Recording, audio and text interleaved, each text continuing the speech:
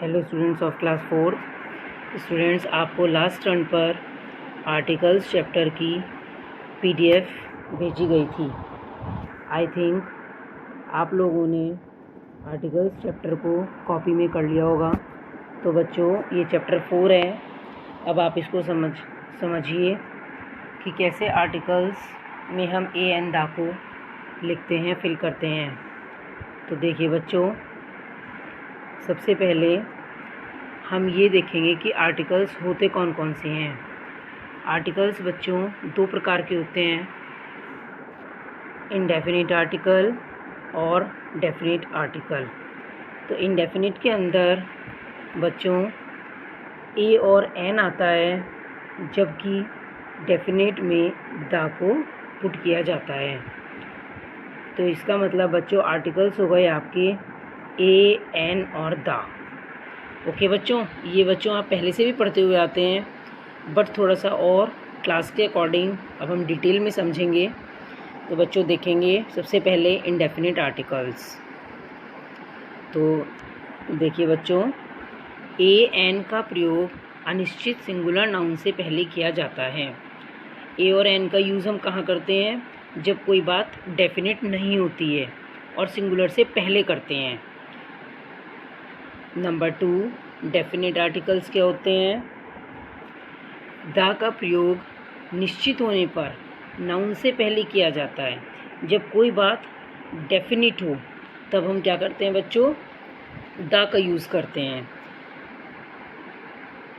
तो ये हो गए आपके इंडेफिनिट और डेफिनिट आर्टिकल्स।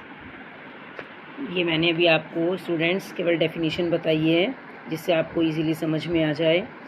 तो अब देखेंगे बच्चों यूज़ ऑफ ए और एन। सबसे पहले हम इंडेफिनिट आर्टिकल को देखते हैं कि ए और एन का यूज़ कहाँ कहाँ पर किया जाता है। हिंदी वर्णमाला में ए आ इ ई उ ऊ ए ऐ ओ औ स्वर माने जाते हैं, जबकि स्टूडेंट्स आपको मालूम है कि इंग्लिश में वॉवेल्स होते हैं ए ई आई ओ यू। ठीक है बच्चों, इनको वॉवेल्स कहा जाता है। और जो ए अनार से लेके और औ औरत तक के स्वर होते हैं, इनको हम हिंदी में स्वर के नाम से जानते हैं। तो इसके बाद आओ बच्चों नीचे के पैराग्राफ पर। We have 5 vowels. 5 हमारे पास वॉवेल होते हैं, ए ई आई ओ यू एंड 21 कॉन्सोनेंट्स। और 21 जो होते हैं वो हमारे पास व्यंजन होते हैं, जो कि हिंदी में कै कबूतर से लेके और आगे के जो लेटर्स होते हैं वो सब व्यंजन माने जाते हैं। We use a before common nouns. हम कॉमन नाउन से पहले ए को यूज़ करते हैं, which are singular in number, और जो कि संख्या में एक होते हैं। And begin with a consonant sound. अब देखो बच्चों इसमें क्या होता है, और जो कि कॉन्सोनेंट जो होते हैं, साउंड व्यंजन जो होते हैं, जिनकी आवाज़ व्यंजन वाली होती है, उनसे पहले हम ए का यूज़ करते हैं। जैसे आप देख रहे हैं एग्जाम्पल में स्टूडेंट्स, कार से पहले हम ए को पुट कर रहे हैं। क्यों? क्योंकि कार में सी कॉन्सोनेंट है, इसीलिए हम यहाँ पर ए लिख रहे हैं। नेक्स्ट वन है आपका चेयर में क्या है बच्चों? सी। तो सी भी आपका वॉवेल नहीं है, ये भी कॉन्सोनेंट वर्ड है, इसलिए हम यहाँ पर ए को लिख रहे हैं। नेक्स्ट है आपका स्टार में क्या हो रहा है स्टूडेंट्स? स्टार में भी आपका एस कॉन्सोनेंट लेटर है, इसलिए हम यहाँ पर भी ए को लिख रहे हैं। इसके बाद आप नेक्स्ट लाइन में देखिए, बॉक्स में भी क्या है? कॉन्सोनेंट वर्ड है, इसलिए हम यहाँ पर भी ए को लिख रहे हैं। पेन में पी कॉन्सोनेंट है, इसलिए ए आया। और रिंग में आर आपका कॉन्सोनेंट वर्ड है, इसलिए यहाँ पर भी हमने ए को पुट कर दिया। तो बच्चों हम केवल वर्ड को ही नहीं देखते हैं, बल्कि उसके साउंड को भी देखते हैं। जैसे कार में क्या आया? का। तो का क्या होता है? ये होता है आपका व्यंजन। ऐसे ही चेयर में च, स्टार में स, बॉक्स में ब, और पेन में पी प, और रिंग में र। तो ये सब आपके हिंदी में क्या होते हैं? ये सब आपके हिंदी में होते हैं व्यंजन। और व्यंजन की जब हमें साउंड आ जाती है तब हम वहाँ पर ए को पुट करते हैं। तो बच्चों इसके बाद अब ज़रा आप नेक्स्ट पेज पर आ जाइए। नेक्स्ट पेज है आपका बच्चों, बहुत से व्यंजन स्वर का कार्य करते हैं। बहुत से जो व्यंजन होते हैं आपके, वो किस चीज़ का कार्य करते हैं? वॉवेल का कार्य करते हैं। अब मैं आपको एग्जाम्पल में बताऊंगी, अभी आप देखेंगे। शब्द का प्रथम अक्षर यदि कॉन्सोनेंट है लेकिन उच्चारण की प्रथम ध्वनि स्वर हो तो ऐसे शब्दों से पहले एन का प्रयोग किया जाता है। इसको आप अच्छे से एग्जाम्पल के थ्रू समझेंगे। देखिए ज़रा एग्जाम्पल्स में, इसमें आप देखिए स्टूडेंट्स, पहला एग्जाम्पल है अम्ब्रेला। तो अम्ब्रेला में क्या, वैसे तो वॉवेल हमारा यू है, यहाँ पर हम यहाँ पर एन लिखेंगे। लेकिन क्यों लिखेंगे एन यहाँ पर? क्योंकि अम्ब में अ की साउंड आ रही है।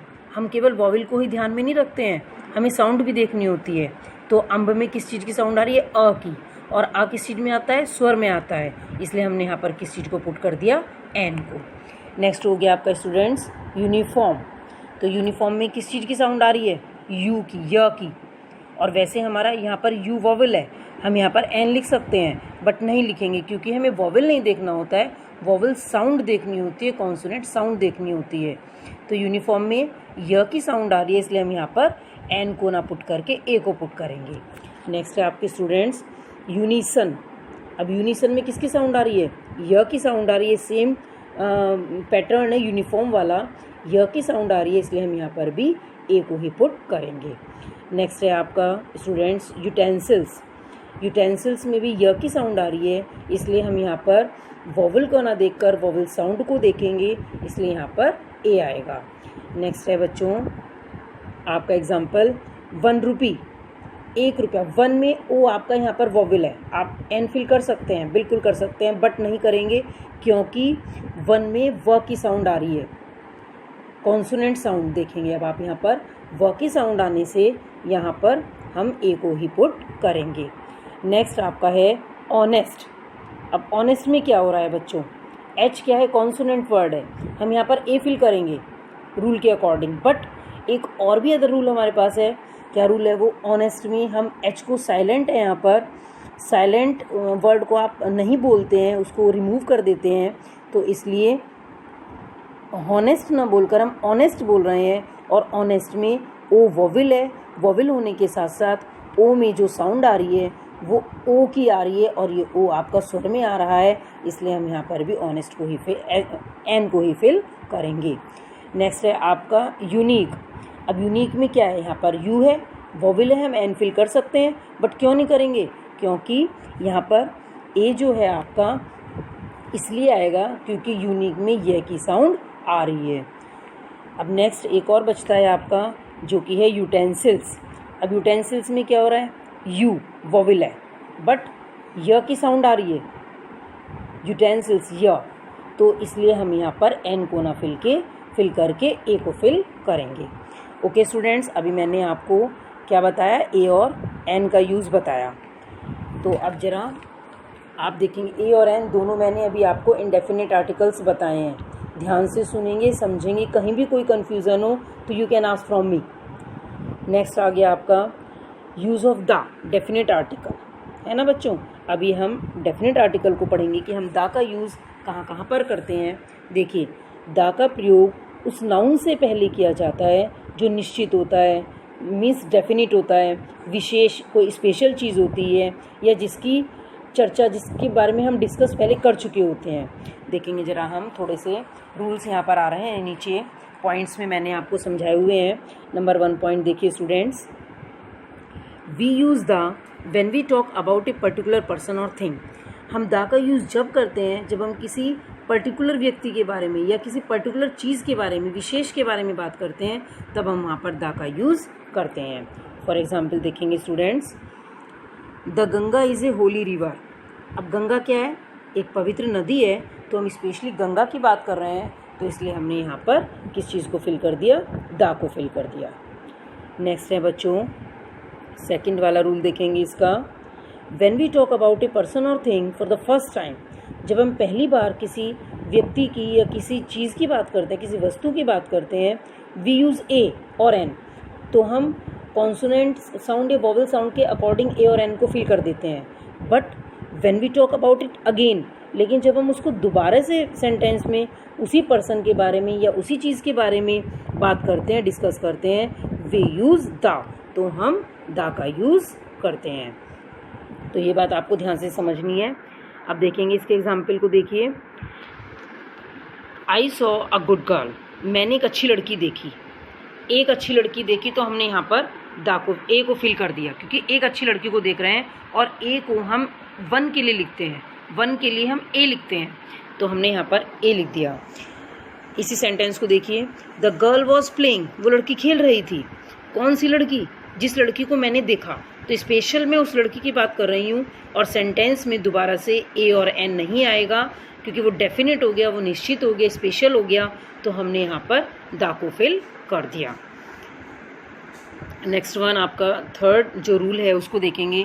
Before the names of rivers, oceans, seas, mountain ranges, holy books, famous buildings, trains, ये जितनी भी सब मैंने आपको वर्ड्स दिए हैं, कोई भी नदी का नाम हो, कोई समुद्र हो, है ना, कोई भी माउंटेन हो, आपका माउंट एवरेस्ट है, ये जो भी है ये, और कंचनजंगा है, आपको कोई भी होली बुक है, चाहे वो रामायण है, महाभारत है, बाइबल है, कुरान है, कोई भी हो सकती है आपकी, या कोई भी आपकी स्पेशल बुक है, जैसे आप स्पेशल एसएसटी की बात करें या मैथ्स की बात करें, है ना, तो ये सब आपकी बुक्स के नेम हो गए। फेमस बिल्डिंग्स हैं आपकी, कोई भी, जैसे आपके एफिल टावर है, आपके ताजमहल हो गया, आपका अक्षरधाम हो गया, कुतुब मीनार हो गया, जो भी आपकी ये सब बिल्डिंग्स हैं फेमस। कोई भी ट्रेन है, चाहे वो आपकी शताब्दी एक्सप्रेस है, चाहे वो आपकी राजधानी एक्सप्रेस है, कोई भी ट्रेन का हो सकता है आपकी स्पेशल। अगर हम इनकी बात करें तो इनमें आप किस चीज़ को पुट करेंगे? द को पुट करेंगे। अब देखेंगे जरा इसके एग्जाम्पल। पहला है बच्चों आपका ताजमहल। तो ताजमहल एक स्पेशल बिल्डिंग है, तो इसलिए हमने वहाँ पर क्या पुट कर दिया? द। नेक्स्ट है आपका अरेबियन सी। तो ये आपकी क्या है? एक ओशियन है। अरेबियन सी एक सी का नाम बता रहे हैं, स्पेशल हम अरेबियन की बात कर रहे हैं, तो इसलिए हमने यहाँ पर द को फिल कर दिया। नेक्स्ट वन है यमुना। अब यमुना क्या है? एक होली रिवर, एक रिवर है, तो स्पेशली हम यमुना की बात कर रहे हैं, हम किसी रिवर की बात नहीं कर रहे हैं, स्पेशल रिवर की बात कर रहे हैं, यमुना की, तो इसलिए हम किसको फिल कर रहे हैं? यहाँ पर द को फिल कर रहे हैं।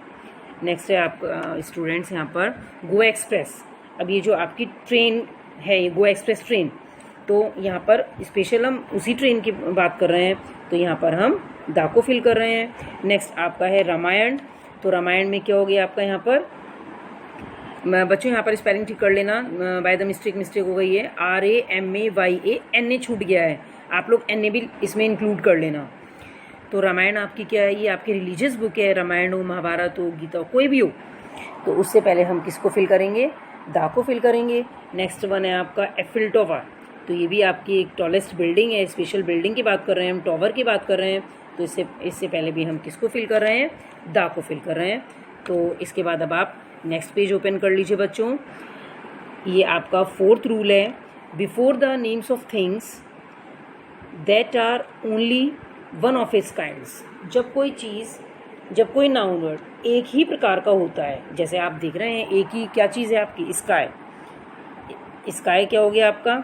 स्काई हो गया आपका एक ही आसमान। तो स्काई से पहले हम किस चीज़ को फिल कर रहे हैं? द को। उसके बाद देखिए आप मून। मून में आप देखिए बच्चों एक ही तो है मून, तो इसलिए हम यहाँ पर भी द को फिल कर रहे हैं। अर्थ, अब पृथ्वी आपकी एक ही है, तो इसलिए हमने वहाँ पे द को फिल कर दिया। ये मैंने आपको एक ही प्रकार की जो चीज़ें होती हैं उनके एग्जाम्पल्स बताए हैं। नेक्स्ट है आपका स्टूडेंट्स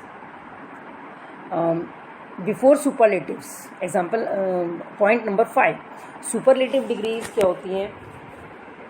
जिससे भी पहले, जिस भी वर्ड से पहले हम EST, जिस वर्ड में EST होता है उससे पहले हम द का यूज़ करते हैं, क्योंकि वो सुपरलेटिव डिग्री होती है। जैसे यंग हो गया, यंग की पॉजिटिव डिग्री और कंपैरेटिव डिग्री क्या होती हैं? Young, younger, youngest.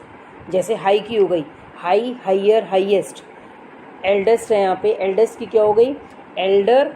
एल्डर की हो गई आपकी ओल्ड, एल्डर और एल्डेस्ट। अब आपकी लाउड की भी ऐसे ही हो गई, लाउड, लाउडर, लाउडेस्ट। तो ये सब आपकी क्या है? सुपरलेटिव डिग्रीज यहाँ पर दी गई हैं। काइंड की हो गई, जैसे काइंड, काइंडर, काइंडेस्ट, है ना। तो ऐसे जो भी हैं, गुड, बेटर, बेस्ट। बेस्ट में EST आ रहा है, जैसे मच, मोर, मोस्ट। तो ये बहुत सारी आपकी डिग्रीज़ होती हैं। तो इनमें जो भी बिग, बिगर, बिगेस्ट, लार्ज, लार्जर, लार्जेस्ट, जितनी भी आपकी सुपरलेटिव डिग्रीज़ होती हैं, इनमें आपको जहाँ भी EST आ जाता है उससे पहले आपको दाखिल करना होता है। अब देखेंगे जैसे क्या यंगेस्ट बॉय, सबसे छोटा लड़का, तो सबसे छोटा जो है यंगेस्ट वर्ड जो यहाँ पे बता रहा है उससे पहले आपको दा लिखना है। नेक्स्ट हाईएस्ट माउंटेन, सबसे ऊंचा पर्वत, सबसे, तो यहाँ पर भी हमने दा को फिल कर दिया। नेक्स्ट एल्डेस्ट मेंबर, सबसे बड़ा मेंबर, तो यहाँ पर भी दा आ रहा है। नेक्स्ट है लाउडेस्ट वॉइस, सबसे ऊंची आवाज़, तो यहाँ पर भी लाउडेस्ट के लिए हम क्या लिख रहे हैं, दा को फिल कर रहे हैं। तो बच्चों ये हो गए अब आपके रूल नंबर 5। अब ज़रा आप रूल नंबर 6 को देखेंगे। Before the words first and last, देखिए फर्स्ट एंड लास्ट जो सबसे पहले वर्ड हो या जो सबसे लास्ट में वर्ड हो, इसको आप ऐसे समझेंगे। एग्जाम्पल में देखिए, द फर्स्ट लाइन, पहली लाइन, या द लास्ट बेंच, या सबसे पीछे का बेंच, तो इनमें भी क्या आ रहा है, ST आ रहा है। ये भी सुपरलेटिव डिग्रीज ही हैं। जैसे द लास्ट मंथ, सबसे आखिरी वाला महीना, लास्ट ईयर, पिछले साल, है ना, लास्ट वीक, पिछले हफ्ते, तो ये जो ST वाले वर्ड्स होते हैं ये सुपरलेटिव डिग्रीज को शो करते हैं। इनमें भी हम किस चीज़ को लिखते हैं, दा को फिल करते हैं। तो आई थिंक बच्चों अगर आप चैप्टर को ध्यान से समझेंगे तो मुझे लगता है कि आप लोग इजीली समझ पाएंगे। और जो चीज़ आपको समझ में ना आए, चाहे वो ANO, इंडेफिनिट आर्टिकल हो या डेफिनेट आर्टिकल में दा हो, आप ध्यान से पढ़ेंगे, समझ में ना आए तो आप पूछ भी सकते हैं, हम आपको दोबारा से भी एक्सप्लेन कर देंगे। तो okay students, thank you and have a nice day.